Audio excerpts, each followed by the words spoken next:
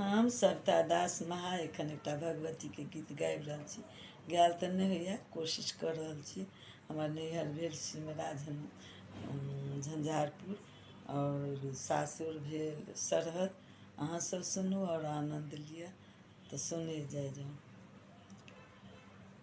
एलौं शरण में मैया, एलौं शरण में मैया, चुनरी सम्हारि कऽ अनलहुँ नैवेद्यक थारी भरल मिठाइसँ।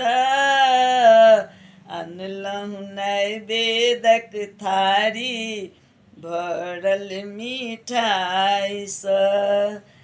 ठाढ़ छी दुआरि पर माँ, ठाढ़ छी दुआरि पर माँ, शंख बजाए कऽ दीप जरेलहुँ अछि माँ, गायक घी डालि कऽ दीप जरेलहुँ अछि माँ, गायक घी डालि कऽ। एलहुँ शरण में मैया, चुनरी सम्हारि कऽ। सुन मैया सुन मैया सुन मैया सुन माँ, सुन मैया सुन मैया सुन मैया सुन माँ, कल्याणी दुख हरनी मैया, एक बेरी इम्हरो देखियौ माँ, एक बेरी इम्हरो देखियौ।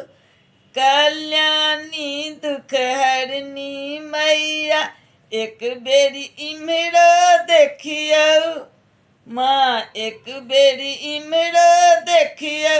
हे हमरो मोनक बात के सुनियौ, अपन दया देखबियौ। हम छी बैसल मैया, हम छी बैसल मैया, माला फूल लऽ कऽ, माला स्वीकारू मैया, गुथने छी प्रेमसँ। एलहुँ शरण में मैया, चुनरी सम्हारि कऽ। सुन मैया सुन मैया सुन मैया सुन माँ, सुन मैया सुन मैया सुन मैया सुन माँ। हम अज्ञानी भक्त अहीं के आरती आई देखेलहुँ माँ, आरती आई देखेलहुँ। हम अज्ञानी भक्त अहीं के आरती आई देखेलहुँ माँ, आरती आई देखेलहुँ। हे चरण पखारलहुँ गंगा जलसँ, चरणामृत हम लेलहुँ। लाल सिंदूर सँ मैया, लाल सिंदूर सँ मैया, केलहुँ श्रृंगार हूँ। विनती के सुनियौ मैया, हृदय के खोल कऽ। एलहुँ शरण में मैया, चुनरी सम्हारि कऽ।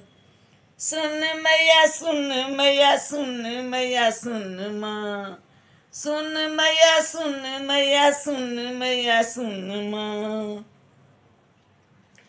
रचना ई सविता दासक अछि, भक्ति भाव सँ भरल माँ, भक्ति भाव सँ भरल। रचना ई सविता दासक अछि, भक्ति भाव सँ भरल माँ, भक्ति भाव सँ भरल।